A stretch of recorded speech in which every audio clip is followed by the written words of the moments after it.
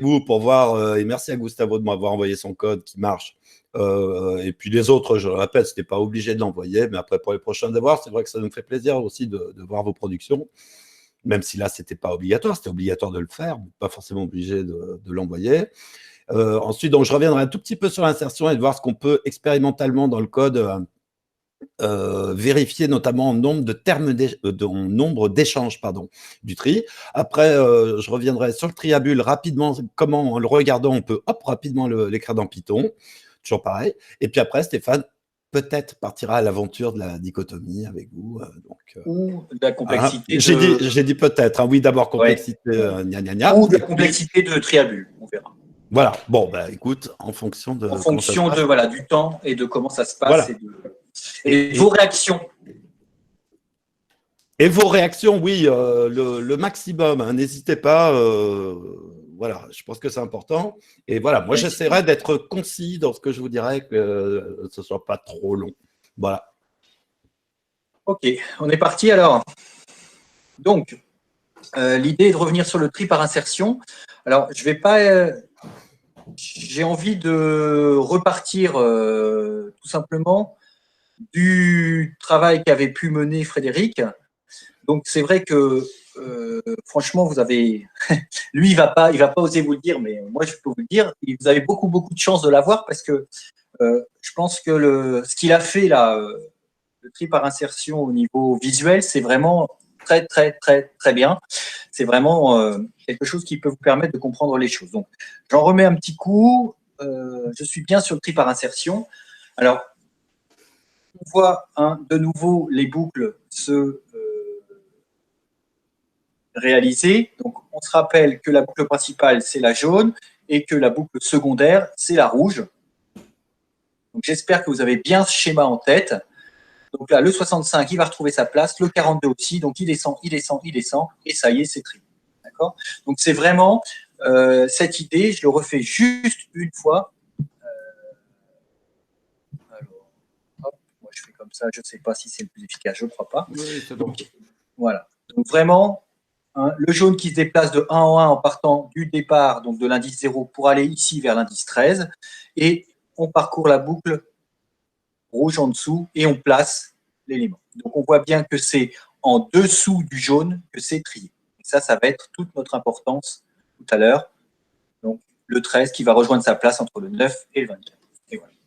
Voilà. Donc, j'ai surtout pas ralenti, moi. Mon but, ce n'est pas de refaire ce qu'a fait Frédéric, parce que c'était bien mieux fait de sa part, mais c'était quand même de revenir sur cette chose visuelle.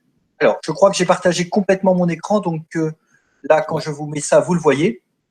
Je ne me trompe pas? Oui, c'est bon. Okay. C'est bon. Donc, super. Donc, il y a ça et le doc de plantation. Et ce que je voulais, c'était le code Python de l'autre côté. Voilà. Donc, normalement, vous devez avoir à gauche le petit marque de cours que vous avez déjà sans doute vu sur le site et qui va se compléter avec le tri insertion, pourquoi pas le triabule et peut-être le la recherche dichotomique, on verra. Et à droite, vous devez avoir donc l'implémentation Anthony du tri insertion. On est toujours sur les mêmes problématiques. Complexité, validité de l'algorithme.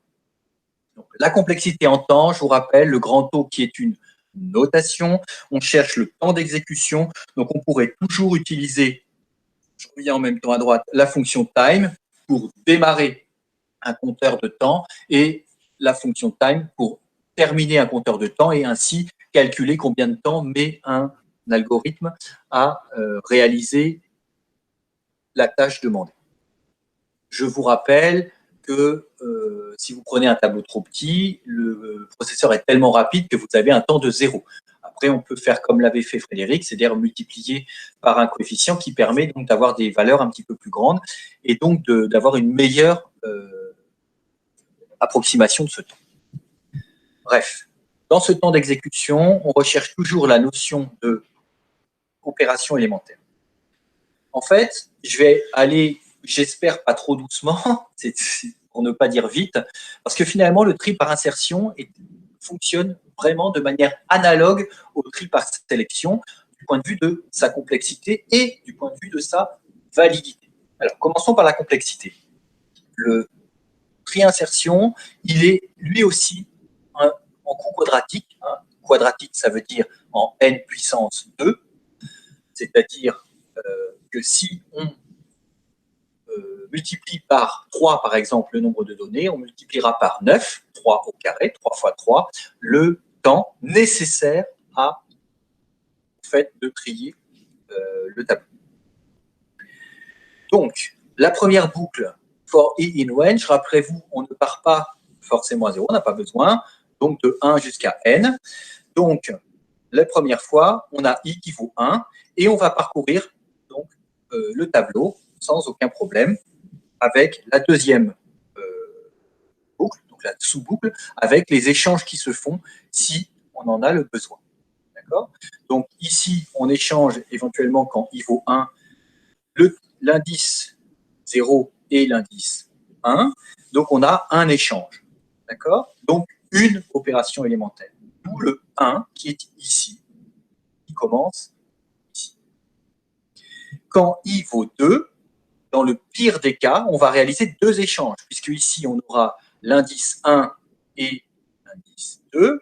Puis après, puisque on va parcourir, puisqu'on passe à i-1, on va avoir le parcours avec l'indice 0 et l'indice 1. Donc, on aura au maximum deux échanges, etc. 3 échanges, 4 échanges, 5 échanges, jusqu'à n-1 échange. Et rappelez-vous de la semaine dernière, c'est pour ça que je vous dis qu'il y a vraiment un parallèle complet entre le tri par insertion et le tri par sélection.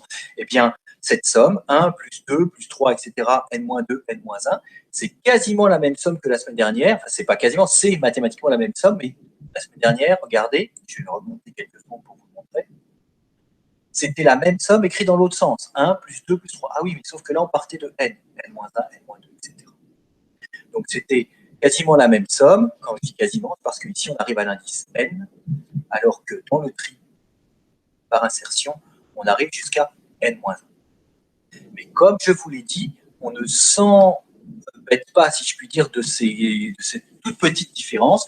On va estimer que c'est le même coût, même si, quand on calcule concrètement, on a une toute petite différence. D'accord ? Mais on ne va pas s'attacher à cette différence. Vraiment,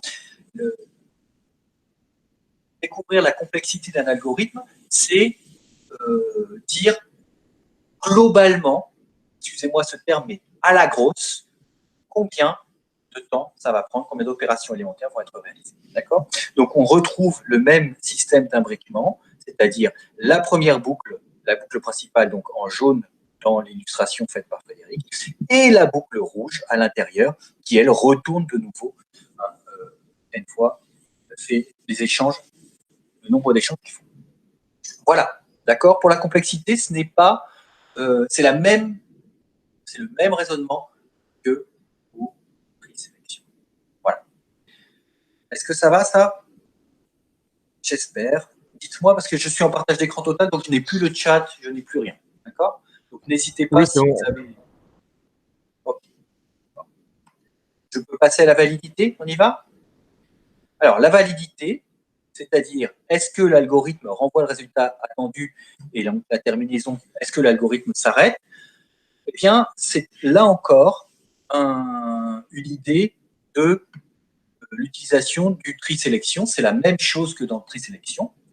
Donc, on va utiliser de nouveau le moyen numéro 2. Hein, rappelez-vous, pour l'instant, on a vu deux moyens. Le moyen numéro 1 avec la recherche séquentielle qui était la notion de variant de boucle et le moyen 2 qui est la notion d'invariant de boucle qui correspond à la récurrence en mathématiques. J'ai réécrit ici ce que j'avais écrit l'autre fois, c'est-à-dire qu'il fallait une initialisation, une conservation et une terminaison. C'est-à-dire qu'un point de départ, si vous préférez, que ça soit héréditaire, que ça aille si c'est vrai au rang inférieur, alors c'est vrai au rang supérieur, et qu'à la fin, forcément, on a ce qu'on cherche. Et nous, ce qu'on cherche ici, c'est à trier la liste. Donc, on a de nouveau cette notion d'invariant de boucle, et vous ne serez pas surpris sans doute de voir que c'est le même invariant de boucle, c'est-à-dire qu'on choisit comme invariant de boucle la propriété qui dit que la liste qui va de 0 jusqu'à i, de l'indice 0 jusqu'à l'indice i, eh bien, est une boucle triée par ordre croissant. Donc, cela ne pose pas de problème. Donc, de nouveau, on initialise sans trop de problème.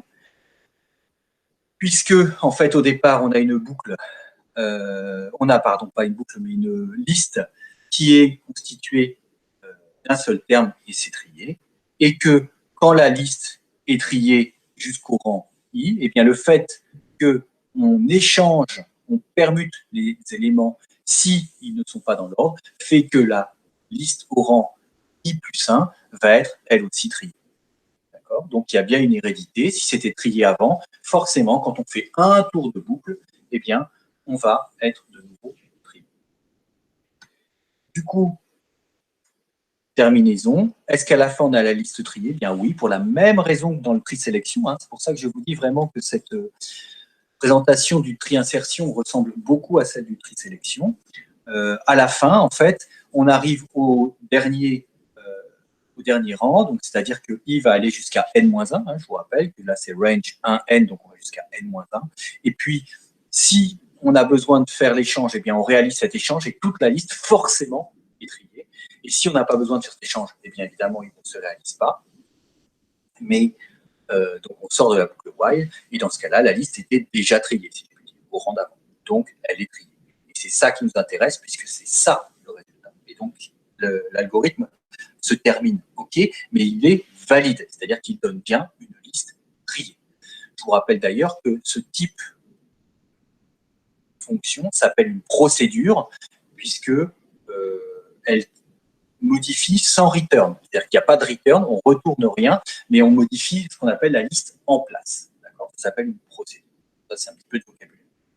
Donc, la liste, elle est triée dans l'ordre croissant, et donc ça veut bien dire que la fonction tri a réussi et rempli son objectif.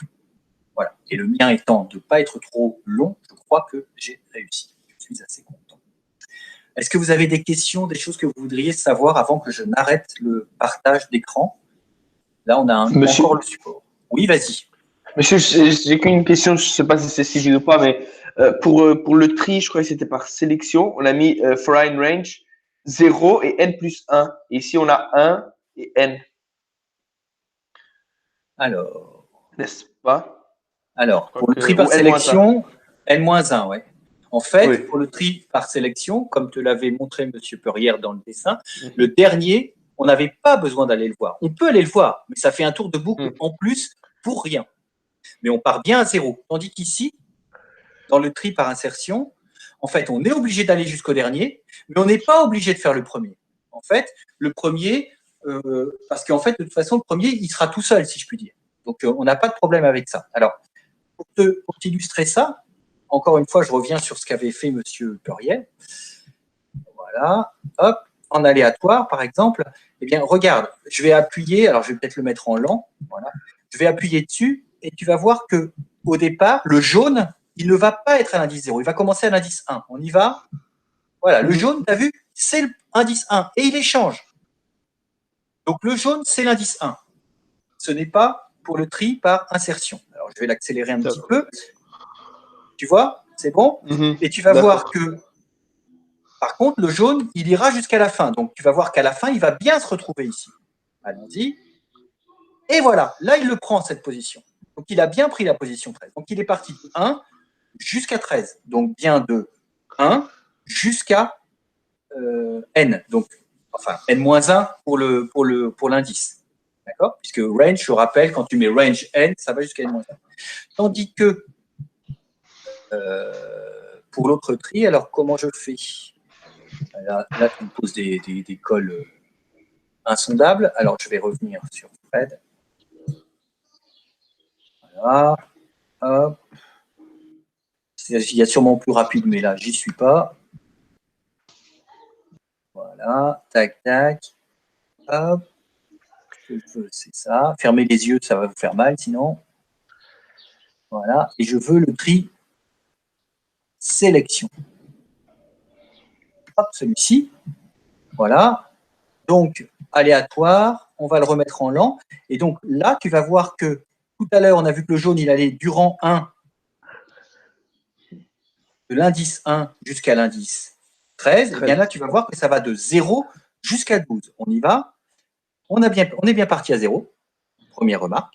D'accord? Donc, pendant ce temps-là, il nous trie notre affaire de manière croissante, alors qu'avant, on n'était pas croissance. J'accélère la chose. Et remarque au passage qu'à chaque fois, comme on l'avait dit, J démarre à I plus 1. C'est ça. Donc, imagine ce qui se passerait si I allait jusqu'à 13, J plus 1, il y aura un problème. Voilà. Zut, du coup, j'ai laissé. Voilà, je recommence. Et je vais le refaire en rapide. Voilà. Hop. Juste pour te montrer, là, donc on est parti à l'indice 0 et regarde le jaune, il va aller que jusqu'à l'indice 12. Il n'a pas besoin d'aller jusqu'à l'indice 13. Je vais le ralentir quand il sera vers l'indice 11, par exemple, si j'ai la capacité d'esprit. Voilà, je l'ai ralenti. Et là, regarde, il passe au 12, mais le jaune, il ne va pas au 13. Parce qu'en fait, forcément, s'il est allé au 12, et bien forcément, après, on est obligé d'être rentré. Donc, ça ne sert à rien de faire un tour de plus. On essaie vraiment d'économiser. Là-dessus, on est très, très, très gripsou. Voilà. Est-ce qu'il y a d'autres questions que celles de votre camarade? Non. Alors, je vais arrêter le partage. Je redonne la parole, Fred.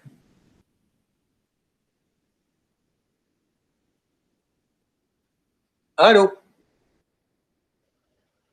Mais j'ai pas rien. Me voilà, ça y est, je suis de retour. Donc, je vais redonner la parole à Fred si vous n'avez pas d'autres questions.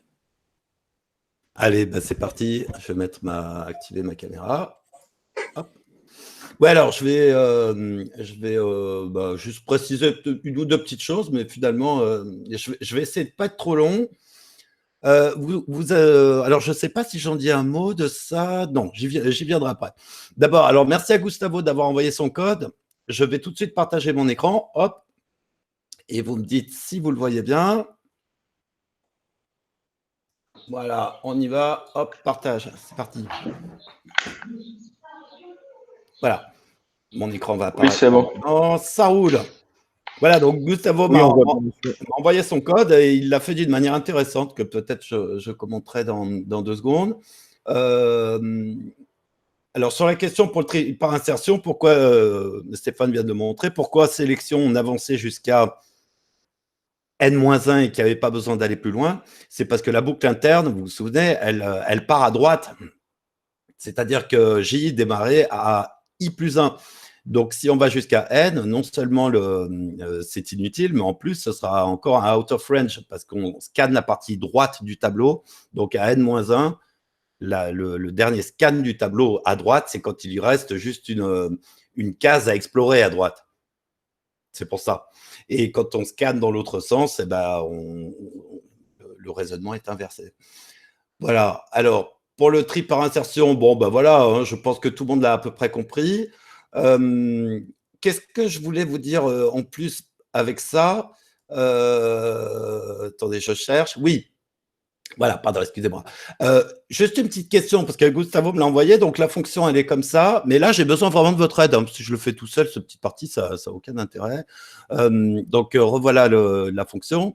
J'aimerais juste que vous me guidiez, alors pas à pas, que vous puissiez m'aider. C'est la question que j'avais posée à Gustavo et on va le vérifier ensemble. Et si vous avez Tony ouvert face à vous, ça peut être bien que vous le fassiez en direct, mais guidez-moi et après, encore une fois, donnez-vous ces petits défis pour voir si on y arrive, de voir ce que nous a expliqué Stéphane en faisant le n fois n-1 sur 2, est-ce qu'on peut le vérifier dans notre tableau tri par insertion ici? C'est-à-dire comment je pourrais faire pour compter le nombre d'échanges qui a lieu lors du tri par insertion. C'est-à-dire installer un compteur, quelque chose qui puisse compter. Donc là, la fonction le fait, elle ne retourne rien. Pour l'instant, elle fait juste le tri en lui-même effectif. Je suis rentré un tableau, il le trie. Est-ce que quelqu'un peut me dire rapidement, en 3 lignes, ce que je devrais modifier dans mon code pour cette fois-ci avoir accès au nombre d'échanges qu'il a effectués pendant le tri? Aidez-moi. Est-ce qu'on pourrait créer une autre variable? Merci beaucoup. Chaque fois qu'il fait un I, on fait plus 1. Super. Alors, c'est Philippe qui parlait, c'est ça? Non, c'était moi, Mathéus. Ah, pardon, Mathéus, très très bien. Alors, tu as dit à chaque fois qu'il fait un I. Alors là, j'ai 2 boucles avec I. Quand il y a un échange, c'est une variable qui doit être incrémentée de 1, donc. Oui. l'échange a lieu ici. Donc, la variable, on la mettrait où? Entre for I et while. Alors, le problème, c'est que si je la mettais là, on est dans le parcours de la boucle jaune. Donc, ça veut dire à chaque fois qu'il fait une comparaison. Ici. À chaque fois qu'il fait un échange. Donc, on veut compter le nombre de fois qu'il fait des permutations comme ça. Dans sa boucle interne à chaque fois. Hein. Donc, en fait, ce serait plutôt là-dedans. Oui, c'est ça. D'accord. Puisque là, il fait un échange entre les deux éléments du tableau. Ben, à chaque fois qu'il le fait, je vais incrémenter une variable qui va s'appeler échange. Alors, soit j'écris échange égale échange plus 1, par exemple, ou échange plus égale 1, pas de problème. Qu'est-ce qui manque? Là, ça ne va pas marcher. Il manque encore 2 initialisation. choses. Merci beaucoup. Il faut bien qu'elle démarre à quelque chose, échange, hein, évidemment. Donc, au tout début du tri, échange est initialisé. Je te remercie. À 0. Dernière chose pour y avoir accès. Return échange. Merci. Qui c'est qui vient de me dire ça? François. On te remercie. Bien sûr, on veut que maintenant, la fonction qui retournait rien, maintenant, quand je vais nommer la fonction, quand je vais l'appeler, maintenant, si j'écris return échange, comme ça, c'est-à-dire qu'à chaque fois que je vais l'appeler, elle va nous donner ce nombre qu'il a compté, hein, comme ça, et donc l'appel de la fonction donnera accès à cette variable échange. Ça vous va? 1, initialisation. 2, je place un compteur ici qui est incrémenté de plus 1 à chaque fois qu'un échange a lieu, et comme ça, il va pouvoir faire ce système de comptage. Et évidemment, quand on a une fonction, on doit la retourner, cette valeur, pour y avoir accès. Hein. Vous êtes d'accord avec moi?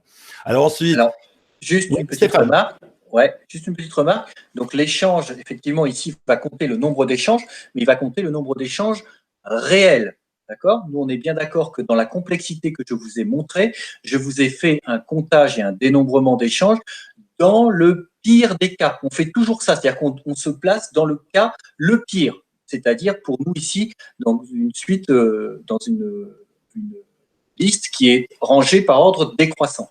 Mais donc, moi, le tri que je vous montrerai, alors ça se calcule aussi, ce que va faire Frédéric, et donc je pense que s'il ressortait les tableaux, c'est-à-dire le nombre que ressort maintenant cette fonction, c'est-à-dire le nombre que Catin échange, il n'aurait pas donc le résultat que nous avons calculé, mais bien le résultat du nombre d'échanges moyen. Et c'est différent de celui qu'on a calculé, qui lui est le nombre d'échanges maximum, donc le pire des cas. Et c'est comme ça, c'est bien la complexité, elle se calcule bien dans le pire des cas. On dit, au pire des cas, je suis en coût quadratique. Mais en fait, ici, le coût moyen, je crois qu'il est en n facteur de n plus 1 sur 4, mémoire. Et n-1 voilà. Sur 4, oui. Et donc, n-1 sur 4. Et merci Stéphane, parce que c'est exactement vers là qu'on va se diriger rapidement dans cette petite démonstration. Donc là, on peut faire donc, dans un cas particulier, je mets un tableau et là, compter le nombre d'échanges. Donc, le nombre d'échanges dont on a vu que dans le pire des cas, c'était n facteur n-1 sur 2, comme l'a dit Stéphane. Est-ce qu'on va l'avoir à tous les coups? Non, parce qu'on n'est pas dans le pire des cas si on fait un appel d'un tableau aléatoire. Donc, je t'ai cassé le truc, c'est ça? Non, pas du tout. Non, pas du tout. Je voulais pas. Excuse-moi, hein, sinon. Oui. Alors, bon, vous avez tous vu hein, la fonction qui est là. Là, je veux vraiment vous montrer comment expérimentalement on peut faire les analyses hein, comme ça. Donc là, voilà, je mets une variable compteur. Merci à ceux qui m'ont aidé. Et maintenant, quand je vais appeler cette fonction tri par sélection, si je fais ceci, regardez bien, là, dans mon corps du programme, je fais un truc super simple. J'initialise un tableau. Je veux pour l'instant qu'il ait 56 valeurs pour que ça ressemble au cas qui est à gauche. D'accord? Et for I in range n qui vaut 56, je vais créer le tableau de valeurs aléatoires comprises entre 1 et 1000 contenant 56 valeurs. Et donc, quand je fais son appel ici, maintenant, print, tri par insertion, échange, vous êtes d'accord que quand j'appelle ces fonctions, maintenant qu'elle a un return, il ne va pas afficher le tableau, il va afficher le nombre d'échanges. Maintenant, le tableau, je sais qu'il s'est trié, je peux faire un affichage. Et donc, merci Stéphane, c'était exactement ce que je voulais dire. Alors, 56 fois 55 sur 2, c'est ce qu'a dit Stéphane. N facteur de n-1 divisé par 2, c'est le nombre d'échanges au pire qu'il va faire. D'accord? 1540.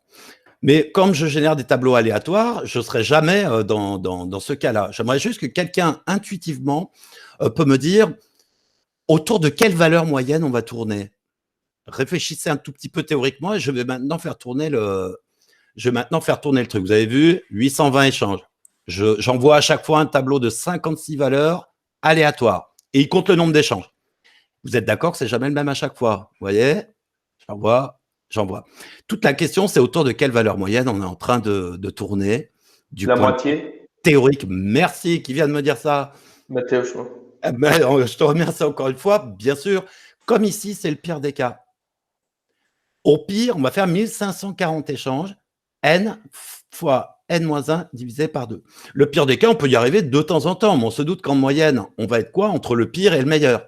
Le meilleur des cas, on l'avait vu dans la simulation, c'est quand il ne fait aucun échange puisque le tableau est déjà trié. Donc, en moyenne, entre 0 et 1540, qu'est-ce que ça va faire? Je te remercie, puisqu'on peut se douter que c'est ça.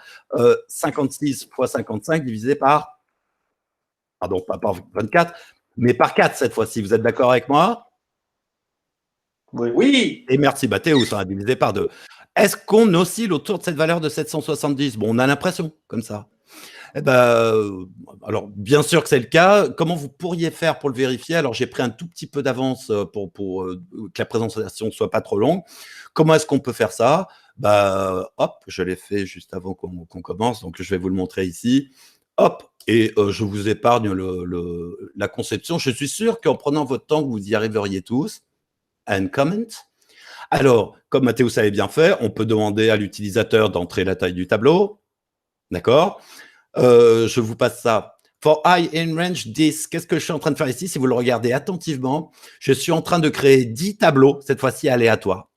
C'est-à-dire, ce que je l'ai fait maintenant, je l'automatise et je lui demande d'en créer 10 d'affilée et de compter le nombre d'échanges moyens sur ces 10. Vous voyez? Donc, là, je lui demande d'automatiser le calcul de moyenne. C'est pour ça que j'avais créé une petite fonction moyenne pour faire la moyenne des valeurs d'échange qu'il est en train de faire. Donc, sur 10 valeurs de tableau, cette fois-ci, on a dit que c'était 770. Bon, si j'entre un tableau de 56 valeurs, est-ce qu'en moyenne, j'ai 770? Ah non, on est un peu loin. Oui, mais je n'ai créé que 10 tableaux. Donc, je peux maintenant créer 100, par exemple. Et lui demander sur ces 100 tableaux, en moyenne, combien il a eu d'échanges. Vous voyez? Là, ici, on va sûrement... Donc, je fais toujours 56 en nombre de valeurs. 770.2. Là, déjà, je commence à m'approcher de la valeur théorique que Mathéo a trouvée. D'accord? Évidemment, si j'augmente encore la taille, mais alors là, ça va lui prendre plus de temps. Je terminerai par ça. Hop, 56. On lui demande de réfléchir un peu. Vous avez vu que ce n'est pas immédiat. Et là, on s'approche de plus en plus de cette valeur moyenne. Vous voyez? Ça va? Voilà. Et du point de vue mathématique, ce que Stéphane nous a montré, hop, je passe vite et après je vous passe à la bulle. En effet, alors je vais revenir sur mon... Oh là là, c'est pas Firefox, excusez-moi, je vais relancer Chrome. Okay. Alors, pendant que Frédéric change, ce que vous montre Frédéric, ça s'appelle la loi des grands nombres. C'est donc un théorème de mathématiques qui dit que la fréquence donc d'un échantillon pris, elle va tendre vers la probabilité à partir du moment où la taille de cet échantillon est suffisamment grand. Et plus la taille de l'échantillon est grand, et plus la convergence est bonne. Voilà, c'est ce qu'il vient de démontrer. Voilà, j'augmente la taille finalement de mes échantillons et on s'approche de plus en plus de la valeur moyenne qui, vous l'avez vu, n facteur de n-1 sur 2. Alors, ce n facteur de n-1 sur 2, je vous le remontre un petit peu dans l'animation. Je tiens à faire insertion. Allez, on y va lentement. Allez, on compte les échanges. Pardon, je vais aller dans le pire des cas, excusez-moi. On va compter le nombre d'échanges. Un échange. 2 échanges. Je ne vais pas aller au bout. Vous avez compris? Dans le pire des cas, 3 échanges. Le suivant, à l'indice 4, 4 échanges. D'accord? À l'indice 5, combien d'échanges? 5 échanges. D'accord? Chaque fois qu'il y a une comparaison, il y a toujours un échange. Là, ici, hop, je suis à l'indice 5. À l'indice 5, ça va faire 5 échanges. Bon, vous avez compris. Maintenant, je vais passer à l'indice 6. 6 échanges. Indice 7. 7 échanges. Indice 8. 8 échanges. Indice 9. 9 échanges. Et indice N. Pardon, indice I, excusez-moi. I échange. Vous êtes d'accord? Oui. D'accord. À chaque index, dans le pire des cas, ça va donner lieu exactement au nombre d'échanges correspondant à l'indice. Donc, ça veut dire qu'à chaque fois, j'ai quoi? 1, plus 2, plus 3, plus 4, plus 5, et je m'arrête où? Regardez bien, j'y suis. 1, ça fait un échange. Et je m'arrête à 13, c'est-à-dire à n-1. C'est ce que vous a dit Stéphane tout à l'heure. D'accord? N, la taille du tableau qui vaut au 14, toujours ces histoires d'indices qui commencent à 0. Donc, en gros, 1, plus 2, plus 3, plus 4, plus 5, plus 6, plus 7, plus 8, jusqu'à n-1. Vous voyez le truc? Vous voyez le truc? Dites-moi non, hein, si ce n'est pas le cas, c'est pas grave. Hein. Monsieur, j'ai une question. Oui, vas-y. Est-ce que vous pouvez remettre dès du début, au pire des cas ou Ouais, aléatoire? bien sûr, bien sûr. Pire des cas, et on y va. 1, un échange. 2, Quand la boucle rouge, elle fait son échange, est-ce qu'elle analyse la valeur précédente aussi? Qu'est-ce que tu appelles la valeur précédente? Par exemple, à un moment, est-ce que vous pouvez vous arrêter pour que j'explique? Non, c'est embêtant, ça va faire planter mon programme, mais je peux te le faire ok. rapidement. Non, non, mais c'est pas grave, on va le faire en direct, on a un peu de temps, parce qu'après j'irai vite sur la bulle. Hop. Alors, je suis pas dans... Attendez, hein, il faut que... On va le faire. Parce que je suis pas sur mon Chrome habituel. Moi, Mon je vais faire Firefox. avec 56 pour voir. Pardon? Vous pouvez faire avec 56 pour voir peut-être. Ah oui, d'accord, si tu veux. Ça serait intéressant. Alors, dis-moi. Alors, ce que je demande, c'est, par exemple, quand la boucle rouge est au indice 3, est-ce qu'il va analyser l'indice 2, même si l'indice 2 est plus grand que l'indice 3? Bien sûr, c'est la condition, si je dis pas de bêtises, de terminaison de la boucle while, hein, finalement. Tu vois ce que je veux dire? Oui. C'est la condition d'arrêt. Tu te souviens, hein, quand le rouge, donc oui, le rouge analyse toujours le précédent, c'est bien ce qu'il est en train de faire dans le tri par insertion. Hop, je remonte là-haut. Il analyse toujours le précédent par rapport à lui et il procède à un échange si le précédent est plus grand que lui. Donc oui, il analyse l'indice qui le précède à chaque fois. Ok, d'accord. Tu es d'accord? Ça va? Est-ce qu'il commence à l'indice jaune aussi? L'indice rouge? Ah ben, regarde le code, tu vas bien le voir de toi-même. Alors, ma réponse est oui. Hein. Tu as vu, j'initialise ici le jaune au prochain. Il démarre pour aller chercher celui d'avant. Donc, il a bien démarré à la même valeur que I. D'accord? Donc, le but du jeu pour le tri, là, ici, par insertion, c'est de procéder aux échanges dans toute la partie gauche du tableau, partie jaune comprise. D'accord, merci. C'est tout à fait vrai. Et ça, on en avait parlé la semaine dernière, mais c'est bien que vous posiez des questions parce que tous ces petits détails ont leur importance. Alors, vous avez vu, ça prend du temps. Là, à droite, c'est bien normal. Alors, vous avez compris, un échange, ensuite 2 échanges, ensuite 3 échanges, pardon. Et à la fin, quand il sera arrivé au bout, là, j'ai 56 valeurs, bah, il va s'arrêter à n-1, 55. D'accord? Donc, 1, plus 2, plus 3, plus 4, jusqu'à n-1, ça fait combien? Je les avais écrits ici. 1, plus 2, plus 3, plus quelque chose, plus dernière valeur n-1, combien ça fait? Bah, Stéphane vous a très bien montré une somme des n premiers termes, ce que ça fait, c'est n facteur de n plus 1. Remarquez que celle qu'on cherche au-dessus, c'est celle-ci, mais vous avez enlevé ça. D'accord? Vous êtes d'accord avec moi? Dans le tri par insertion, c'est ça la somme. D'accord? Celle qu'on connaît de la semaine dernière que Stéphane nous a montré, c'est celle-ci, celle des n premiers termes qui va jusqu'à n. Mais nous, on s'arrête à n-1.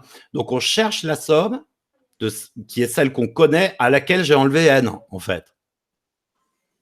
Vous êtes d'accord? Oui. Bon, oui. Alors, si j'enlève n à ça, c'est la formule que vous a très bien montré Stéphane la semaine dernière. Nous, celle qu'on voit dans le tri par insertion, c'est juste cette somme-là, je lui enlève n, je fais moins n. Alors, la manière la plus simple, regardez bien, si vous remplacez n par n-1 dans cette formule, vous la trouvez, hein, la formule. n-1 plus 1, ça fait n, et n, ça fait n-1. Donc, on se retrouve avec n-1 fois n sur 2, ce que vient de vous dire Stéphane. L'autre méthode, c'est de faire quoi? C'est de dire que c'est ça moins n, puisque j'enlève n. Et donc, je l'avais fait dans Word là tout à l'heure. Voilà.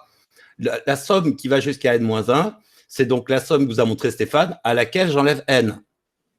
Donc, la somme n-1, c'est ce que vous a démontré Stéphane, moins n. Je réduis au même dénominateur, n, 2n sur 2, donc n facteur de n plus 1 sur 2 moins 2n sur 2. OK, j'ai réduit au même dénominateur. Donc, ensuite, je fais mon calcul. Là, j'ai développé le n facteur de n plus 1. moins 2n, je me retrouve avec n carré moins n sur 2, je factorise et je retrouve la valeur que vous a donnée Stéphane tout à l'heure. Et comme Stéphane vous a très bien dit, là, c'est dans le pire des cas, on vient de le voir. Donc, tout ce truc qu'on a essayé de voir de 1 à n-1, eh ben, c'est donc toujours quadratique, c'est toujours un carré, mais c'est n facteur de n moins 1 sur 2. Donc, dans le pire des cas, c'est ça, et bravo Mathéus. Dans le cas moyen, on peut estimer, mais il faudrait le démontrer de manière plus rigoureuse, mais on peut déjà à peu près le saisir, que en moyenne, donc dans le meilleur des cas, ce sera 0 échange. Dans le pire des cas, on vient de le montrer, n fois n-1 sur 2 échange, et entre les deux, en moyenne, n facteur de n-1 sur 4.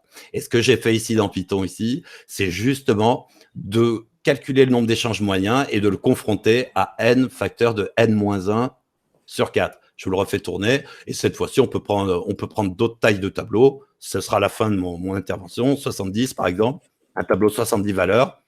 On y va, on le laisse travailler. Voilà, le nombre d'échanges moyens est là. Regardez bien à gauche. Hein. Qu'est-ce que je dois faire pour vérifier à peu près si mon truc est vérifié?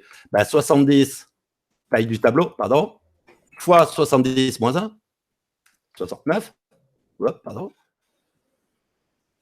et divisé par, aidez-moi, 4. Ouais, ça y est, c'est dit. Voilà. Et là, vous pouvez confronter. Vous voyez, plus vous augmentez les échantillons, et là, on voit bien que l'analyse théorique, et ce que moi, je suis en train de vous faire, c'est une analyse expérimentale. Hein, vous avez vu, on expérimente notre algorithme, et on voit que toute l'analyse théorique que fait Stéphane, et après l'exploration expérimentale, vous voyez, du petit algorithme qu'on a fait, peut nous amener à vérifier plein de choses comme ça, hein, en nombre d'échanges. Et après, Stéphane vous avait dit avec son expression favorite, on le fait à la grosse. C'est vrai, on a raison de dire que n facteur de n-1, c'est la même chose que n facteur de n dès qu'un nombre est très très grand. Hein, ça, ce que nous disait Stéphane. Donc après dire, bon, n facteur de n-1, ça fait en gros du n carré. Bah oui, bien sûr. Si vous avez des nombres très très grands, 1000 fois 999, c'est à peu près la même chose que 1000 fois 1000. Donc ensuite, quand on fait l'analyse de complexité, on dit, oui, c'est quadratique. Et, voilà. Et même, la négligence, elle va même plus loin, puisque là, il y a la division par 2, et quand le nombre est vraiment très grand, cette division par 2 est elle-même négligée, puisqu'on dit que c'est de l'ordre de n carré, alors que n facteur de n-1 sur 2, ça fait bien n au carré moins n sur 2. Et ce sur 2, donc ce n au carré sur 2, on ne le considère pas avec le sur 2, on dit bien directement n carré. Donc, il faut vraiment considérer qu'on est avec des nombres extrêmement grands. Hein. Voilà. 209 milliards divisé par 2, effectivement, ça fait 104,5 milliards, mais c'est vraiment négligeable, cette division par 2, par rapport à la taille de n que l'on peut considérer. Voilà, et ça, c'est important parce que finalement, quand on dit sur des grands tableaux, après, intellectuellement, on va passer à des millions, des milliards pour traiter d'un nombre de données absolument gigantesque. Bon, vous avez vu à gauche, il est en train de continuer. Hein, bon, voilà, il prend son temps. Il est en train de gérer son pire des cas. Donc là, lui, on le sait à l'avance, il fait 56 fois 55 divisé par 4 échange. Et voilà, ça lui prend du temps pour le faire. Et ça, c'est coûteux en processeur, parce que le processeur est obligé de faire l'un après les autres. Et ce qui fait le lien entre le temps, le vrai temps, celui qu'on chronomètre, et le temps compté, quand on parle de complexité, de parler d'opération élémentaire. Une opération élémentaire, ça prend du temps, tout simplement.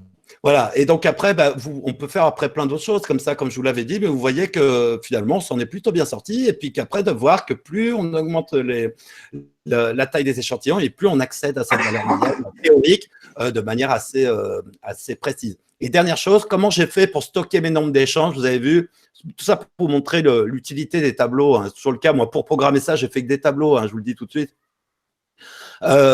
J'ai créé un tableau tab échange, vous remarquez ici, et dans le tableau tab échange, à chaque fois que je crée un nouveau tableau, je l'ai fait 1000 fois, hein, j'ai créé 1000 tableaux ici, dans ce tableau, à chaque fois, je lui ajoutais tri par insertion qui retournait l'échange. Donc, c'est un tableau tab échange qui, je ne sais pas si je l'ai toujours ici dans la mémoire vive, on va voir. Ouais, il est là, hein, tab échange. Vous voyez.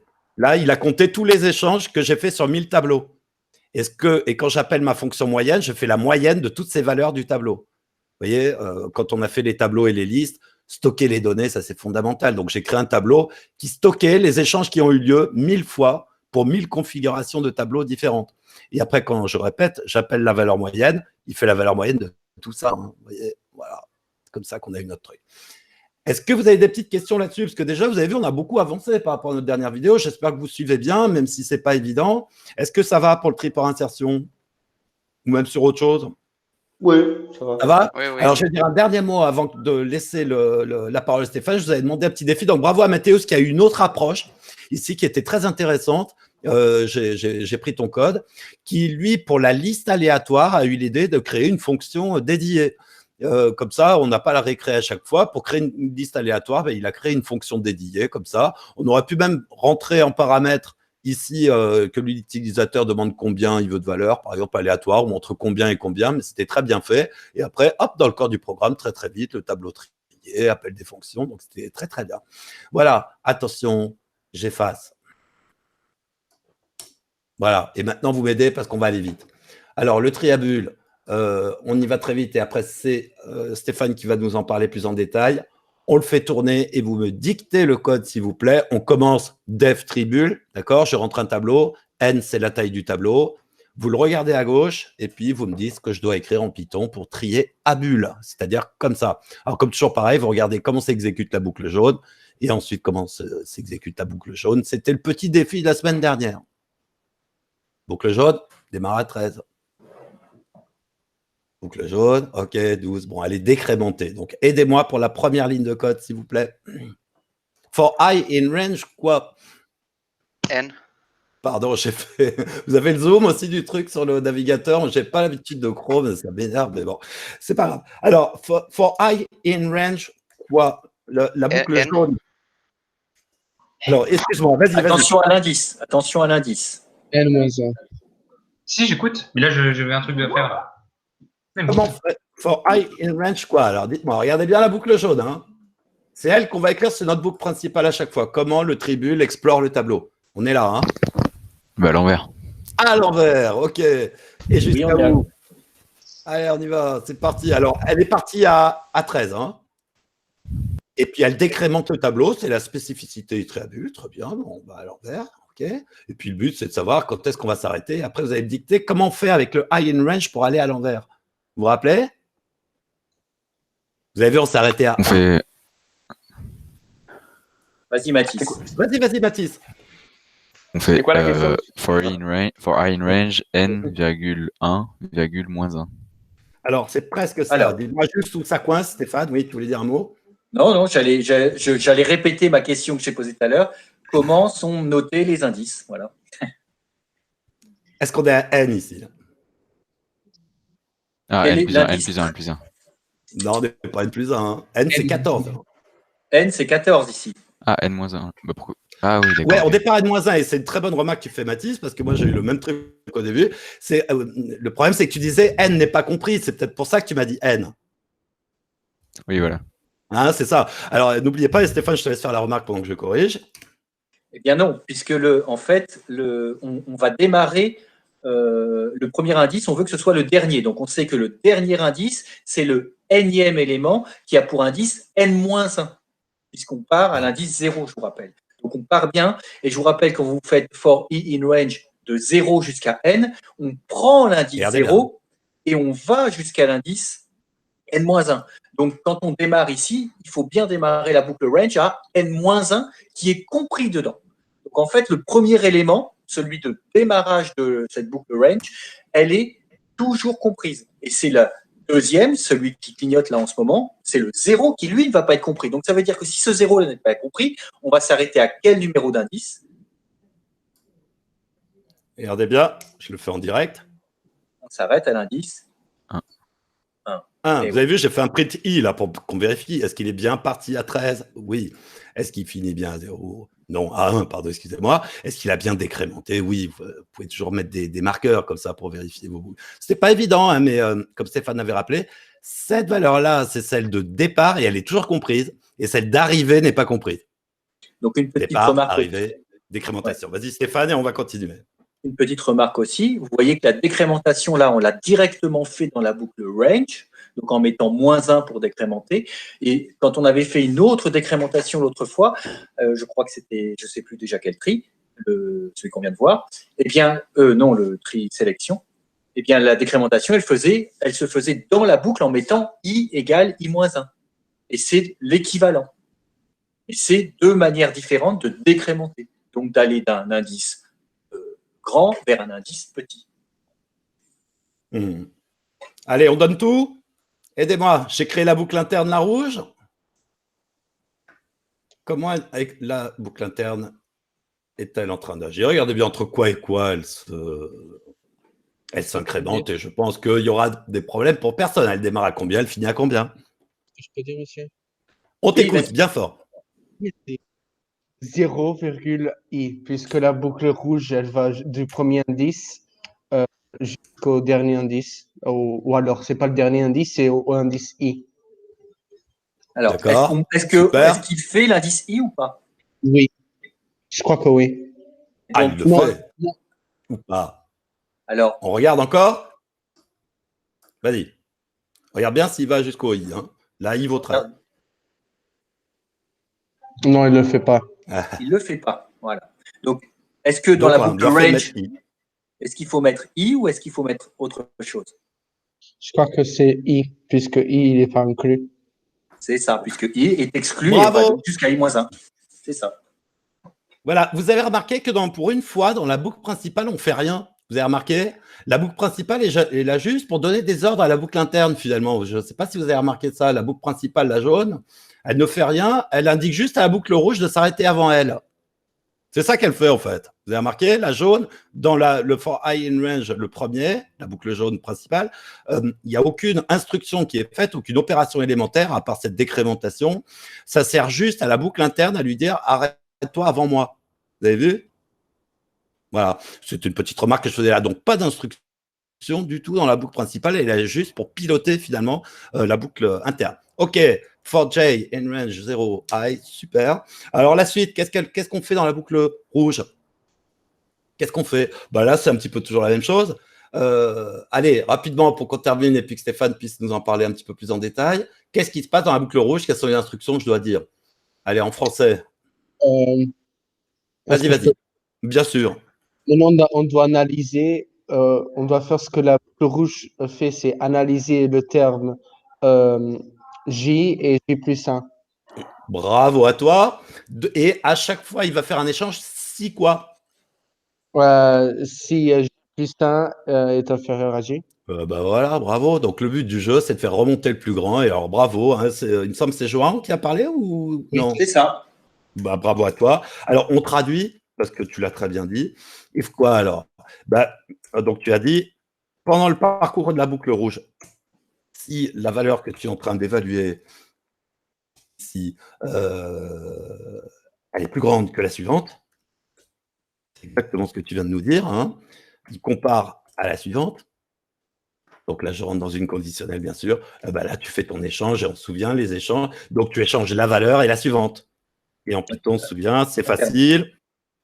Un jour, si on a du temps, parce que il ne faut pas que ce soit trop long. Donc, vous avez remarqué, j'ai dit que je ne serais pas très long, c'est toujours la même histoire, hein, je suis désolé, mais là, je vais finir. On termine. Donc, tu échanges la valeur avec la précédente, et je répète, en Python, ça fait ça.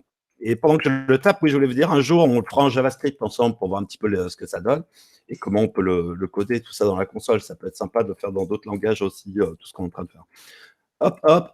Et tab, je finis, tu échanges I avec le suivant. D'accord? I prend la valeur du suivant, le suivant prend la valeur de I.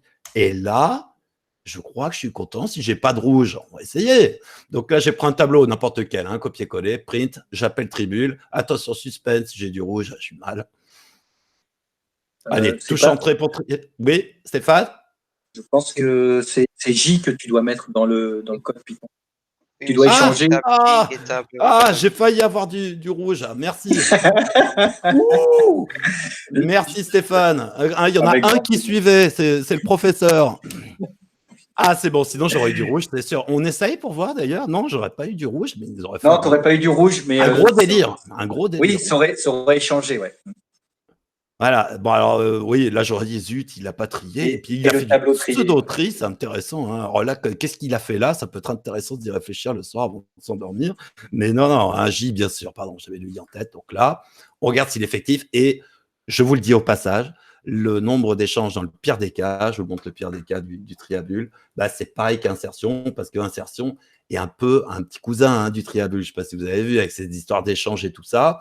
Et donc, voilà, c'est exactement, on aurait pu faire le même test, n fois n-1 sur 4 pour le nombre d'échanges moyens. Là, c'est n fois n-1 sur 2.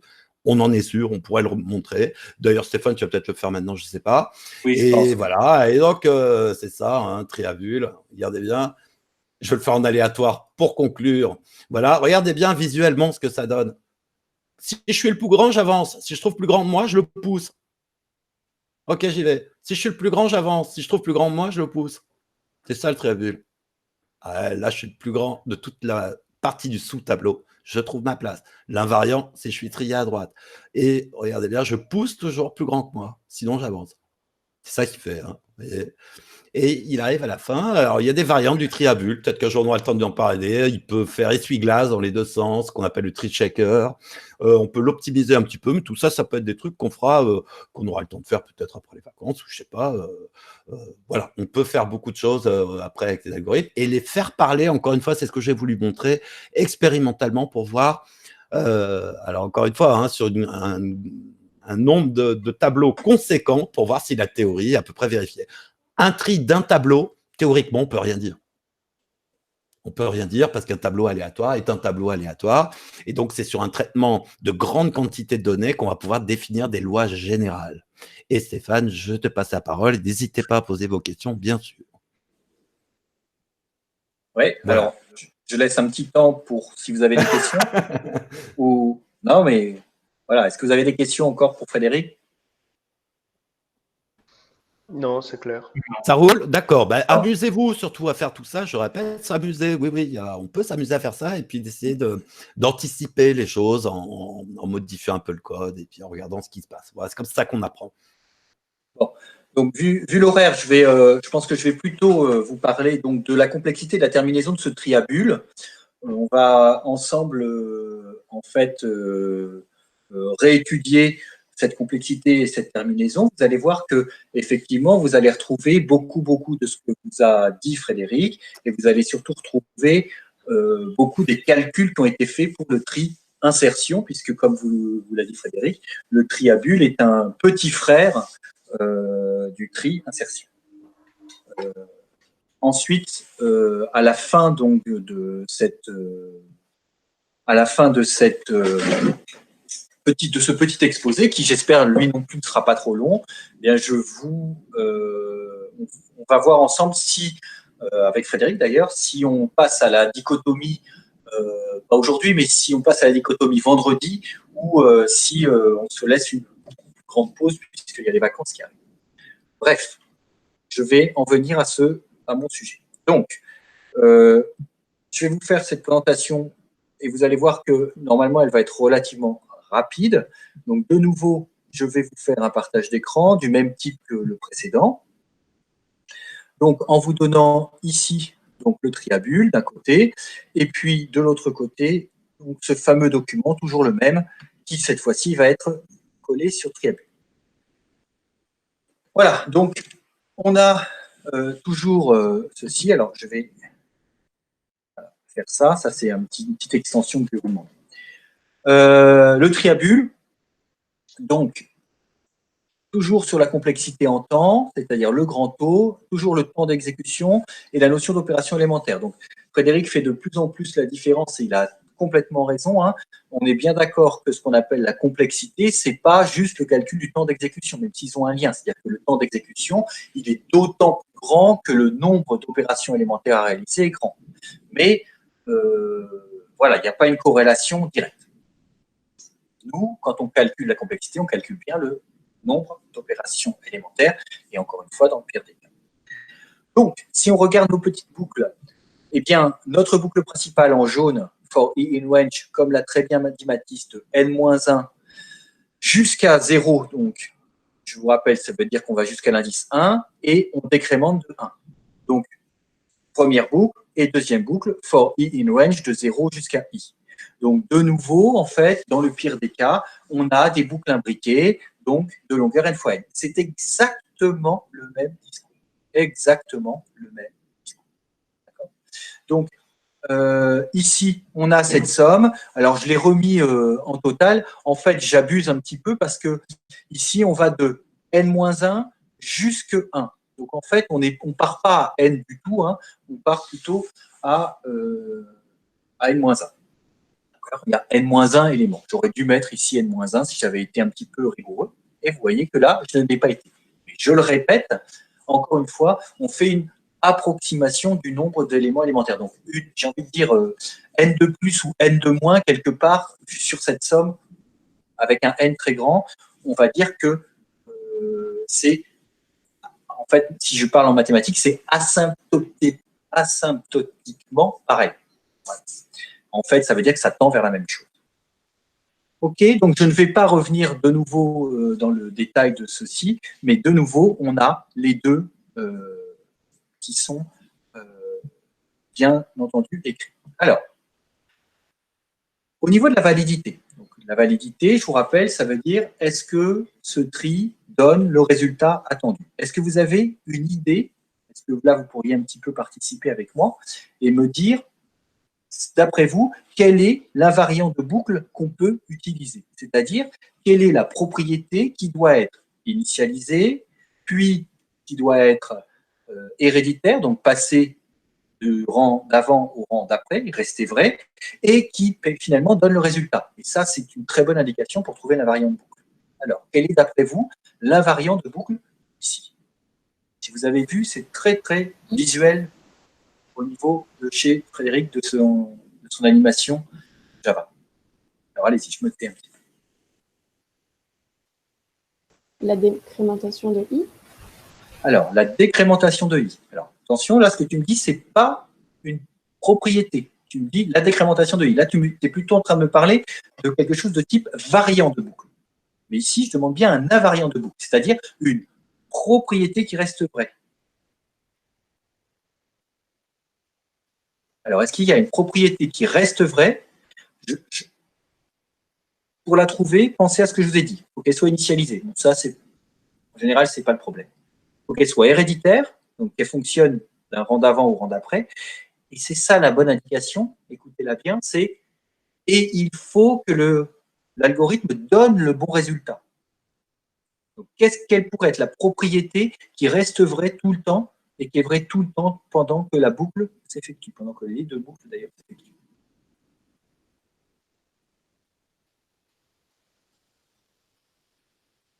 Est-ce que Non. Est-ce que TJ-1 inférieur à TJ, peut-être? Non, parce qu'au début, c'est pas vrai. Non, parce qu'au début, c'est pas vrai, ouais, tout à fait. Alors, non, vous l'avez pas. Ouais, je sais pas. Ouais, alors, c'est très visuel. Qu'est-ce qui ne change jamais pendant le tri? Qu'est-ce qui est toujours vérifié? Oui, mais en même temps, ouais, ça change.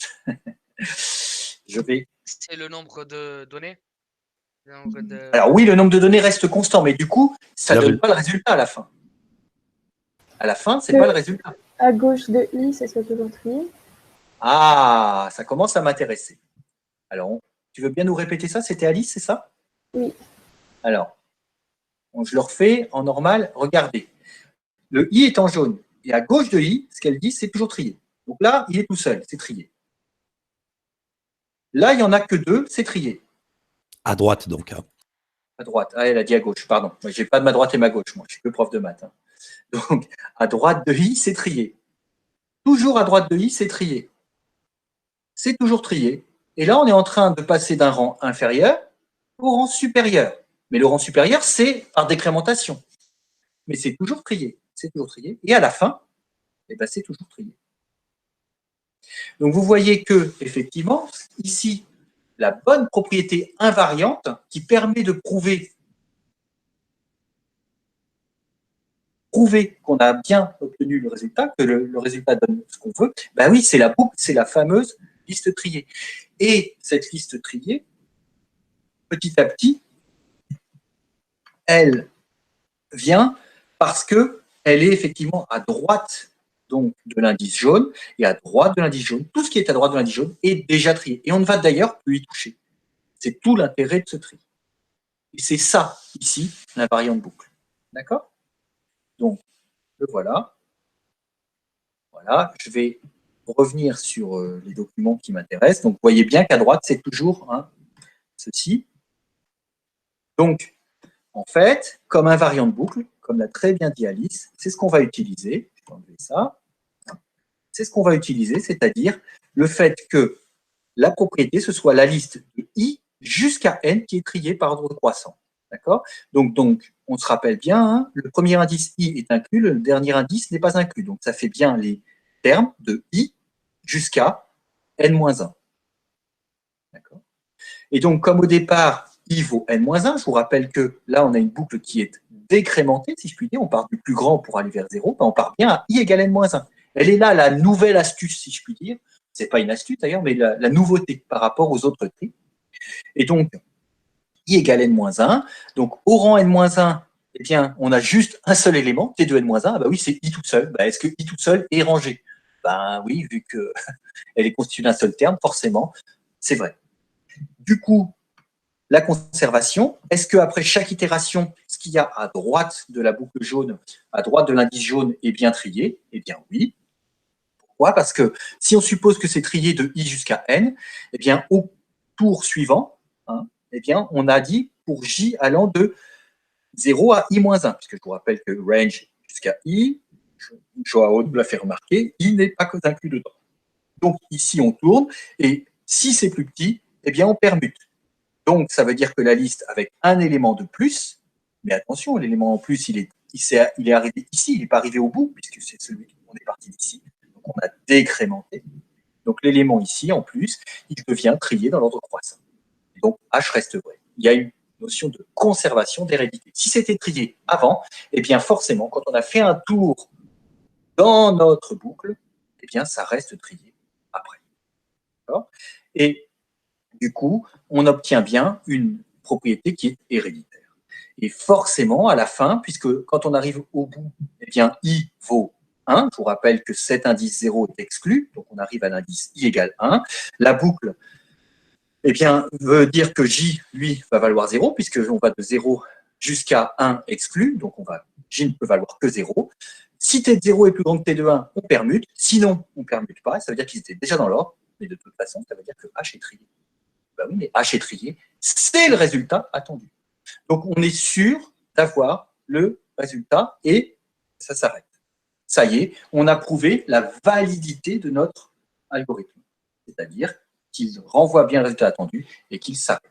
Toujours à l'aide de cette invariant de boucle. Donc, vous voyez, l'invariant de boucle, c'est vraiment... Alors, c'est peut-être même plus facile à trouver que le variant de boucle, dont on reparlera peut-être avec les dichotomies, mais l'invariant de boucle, en fait, il suffit de prendre comme propriété ce qu'on veut obtenir. Souvent, ça marche. Ce n'est pas 100% des cas, mais honnêtement, 98% des cas, ça va marcher. Et encore une fois, si, là, je veux vous rassurer par rapport à un éventuel examen, si on vous faisait passer un examen, on ne vous demanderait pas forcément de le trouver. On pourrait vous proposer, par exemple, deux ou trois invariants de boucle, dont un seul serait valide. Et là, il vous suffirait de regarder lequel donne le résultat à la fin. C'est-à-dire de bien avoir en tête ceci. Ça donne le résultat en fin de boucle. Ça termine. Si vous avez ça, c'est vraiment un très bon moyen de trouver cet invariant. Voilà. OK ? Donc, c'est quelque chose qui se fait. Puis, vous voyez que, j'espère qu'au fur et à mesure que nous évoluons dans ce cours, vous comprenez que, oui, ces notions-là, au début, elles sont complètement absconnes. On les voit très, très mal. Et petit à petit, on avance, et les concepts deviennent de plus en plus clairs. Et que ici, maintenant, vous commencez, vos réactions et le fait que vous ayez participé et donné des réponses, d'ailleurs, qui étaient intéressantes, montre que, voilà, ça y est, vous commencez à comprendre le principe de ce qui est demandé ici. Et qui est, encore une fois, pas évident. Mais... Est-ce que tu peux nous donner la définition de abscon pour éviter toute...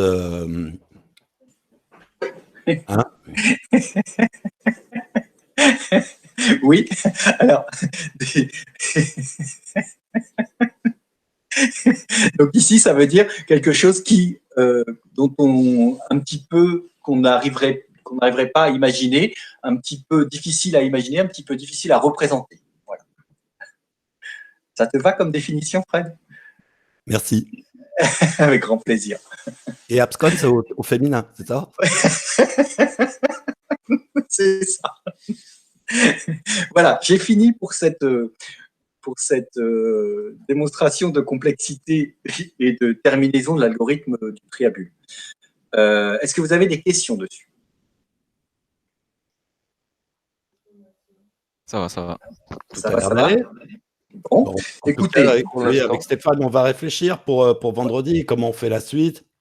Voilà. Parce qu'il y a plein de choses super qui nous attendent, on vous le dit tout de suite. Donc, je ne sais pas si tu fais un petit teaser. Moi, vendredi, je peux. Hein, je pense que ce serait bien de vous donner des choses quand même pour les vacances, pour ne pas perdre le fil. Donc, voilà, on va voir. On peut faire ça. Déjà, vendredi, peut-être on va en discuter avec Frédéric, mais peut-être que vendredi, nous referons une visio sur la dichotomie. En fait, j'ai toute la dichotomie à vous montrer. Donc, vous montrer un petit peu comment ça marche. Essayer de faire un petit peu comme l'avait fait Frédéric, de vous montrer un petit peu quelque chose de concret. Puis après, de faire un petit peu la théorie qui est derrière. Donc, c'est peut-être bien de le faire avant les vacances. J'ai une dernière chose à vous faire, c'est d'ici à vendredi, justement. Je pense que ce serait bien que vous essayiez de regarder, je vais vous l'envoyer, je pense, une version du tri à bulles que j'ai appelée version 2 et qui permet un petit peu de modifier les choses. Alors, je vais refaire un partage d'écran parce que là, j'avais arrêté. Voilà. Hop. Voilà. Donc, je vous refais ce petit partage d'écran. Vous devez avoir normalement Tony devant vous. Alors, voilà une version 2. Vous voyez, je vous avais écrit déjà la question. Version 2, analysez-la, qu'est-ce qui change? Et donc, vous pouvez regarder cette notion de tri à bulles numéro 2. On va vous l'envoyer, on va la mettre soit sur Classroom, soit sur le site. Je ne sais pas, on va se débrouiller avec Fred. Et puis, un petit travail qui peut être bien sur ce tri à bulles, c'est d'analyser ce qui se passe et de dire un petit peu quelle est la différence avec le tri à bulles numéro 1 que je vous mettrai en même temps, puisqu'il est juste au-dessus. Et vous essaierez un petit peu d'analyser, voir un petit peu ce qui s'est passé et ce qui se passerait si Fred le programmait en Java, qu'est-ce qui se passerait par rapport à ce qui se passe à l'heure actuelle dans le tri à bulles. Voilà, c'est un petit truc que je vous demande d'essayer de faire et de nous renvoyer. On va peut-être essayer de le faire sur Classroom. On va voir. Voilà. Est-ce qu'on peut faire un petit défi avant de se quitter? Vous êtes toujours en forme? Oui. Voilà, un petit défi, rapide, hein, on va voir. Alors bon, c'est un peu improvisé, mais le premier qui trouve, et puis si je rate, tant pis, j'en ferai un autre, le premier qui trouve la réponse à ma question, alors attendez, hein. J'ai peur de rater mon coup, mais c'est pas grave, hein, si je le rate. Tout le monde est bienveillant. Hein, on est tous bienveillants, vous êtes d'accord? Allez, le premier. Voilà, j'attends, il ne se met pas en plein écran. Ouais. Alors, vous voyez les gens qui dansent là, en bas? Oui. Oui. Voilà, mais attendez, hein, parce que là, je suis en train de rater mon coup, justement. Donc, tant pis. Hein. Voilà. Bon, ben, je l'ai raté. Ah, c'est dommage. Je voulais vous le faire, mais j'ai mal préparé mon coup. Mais enfin, on va quand même regarder. Voilà, je voulais vous montrer cette danse hongroise. Vous voyez? Le premier qui me trouve quel tri est en exécution en ce moment. Là, pour l'instant, ils sont en train de danser. Hein. Le premier qui trouve, on lui offrira, je sais pas, des cacahuètes. Hein. C'est les nombres impairs avant et les nombres pairs arrière. Faux. Mais quel est le tri qui va se lancer? Pour l'instant, ils sont pas en train de trier, ils dansent, ils sont gentils. Ah, ok. Mais voilà, ils vont se mettre en place. Voilà, le premier qui trouve le tri qui est en train de se faire a gagné des cacahuètes. À vous de jouer. J'ai le droit de jouer, moi? Oui. Mais si on rate, on a un gage, hein, parce que ce serait trop facile sinon. Voilà. C'est le tri à bulles. Qu'est-ce qu'ils sont en train de faire? Regardez bien. On croit que c'est le tri à bulles. Et je lance, voilà, hop. C'est pas le... Et je change, hop là. Le grand, le 8, et il est parti. Qui est-ce qui a fait ça, Fred? Je vous enverrai le lien. Ils le font tous, ils vont même jusqu'au tri rapide. Hein. C'est quand même assez fort. Hein. C'est un tri beaucoup plus compliqué. Et voilà. C'est pas le tri par sélection, monsieur. Alors, Non, non. c'était le premier que je vous avais mis le tri par sélection, mais il s'est affiché en haut à gauche. Pour ça, j'ai vite enlevé. Je vous montrerai après. Donc, Non, oui, là, on est en train de pense- remonter le plus grand. Donc, oui. Je pense que les cacahuètes sont déjà gagnées. Ah, le 9, lui, était déjà en place. Vous avez vu, l'invariant, il est en place, là. Hein. Voilà. Ah, eux, ils sont triés. Vous avez vu, l'invariant se met de dos. il se tourne. Ah, Voilà. ça, c'est encore mieux que JavaScript. Hein. Non, je crois que je préfère JavaScript. Alors, ça marche. Je vous enverrai la vidéo. Alors, c'est vrai, le tri par sélection, ils l'ont fait aussi. C'est celui que je vous avais mis, mais je voulais pas que vous voyiez la réponse tout de suite. Donc, je me suis un peu. Donc, ils sont rigolos. Ils s'appellent Algorithmix. Vous les voyez, là, les gens qui font ça. Et donc, si ça vous amuse, vous allez en voir plein des algorithmes. Il y a donc même le tri rapide. Le tri shell, bon, tout ça, on parlera pas cette année, mais peu importe. Et puis, le tri par sélection, c'est le premier que je vous ai envoyé, mais il s'est affiché en haut. C'est pour ça que j'essaie de faire diversion. Mais là, il trie par sélection, là, par contre. Hein. On y va. Et le premier, donc, c'était quoi? C'est le tri par quoi? Les bulles, hein. Bravo à la personne qui l'a dit en premier, je sais plus qui c'est c'était. Tu as gagné des cacahuètes. Voilà. Et alors là, d'ailleurs, regardez bien, hein, ils sont en train de sélectionner le minimum ici, là. Hop, et le minimum, il va aller rejoindre sa place. Vous voyez, et là, il le fait. Voilà, hop, sélectionne. Voilà, bon, on pourrait vous amuser à regarder ça, bravo. Et puis, donc, on va discuter avec Stéphane, on va voir peut-être vendredi pour la dichotomie. L'histoire que, ouais, peut-être vous ayez des trucs intéressants à faire pendant les vacances, on va discuter de tout ça. Et moi, j'ai une dernière question. Est-ce que vous avez déjà travaillé sur la dichotomie? Est-ce que vous avez fait les exercices qui vous ont été donnés ou pas? Pas encore. Non. Ok. Donc, plutôt non. Non. Parce que, voilà, il y a. Pas encore. Ok. Bon, on peut se faire une spéciale vendredi. Hein, moi, je pense que ce serait bien avant de se dire au revoir. Moi, ça me fera une vidéo en plus. Mais enfin, bon, c'est pour le plaisir. D'accord. Ok. On vous tient au courant. Là, on va en discuter tous les deux et on vous tient au courant. Ok. Merci beaucoup. Au revoir à tout le monde. Au revoir, au revoir. Au revoir. Au revoir. Au revoir, monsieur. Bonne santé. Au revoir. Dans le cas, À vendredi. Au revoir, monsieur. Bonne Au journée. revoir. Au revoir. dans le cas très peu probable où on ne se revoit pas, bonnes vacances. Mais je pense qu'on se Merci, revoit. au revoir. Au revoir. Au revoir à tous.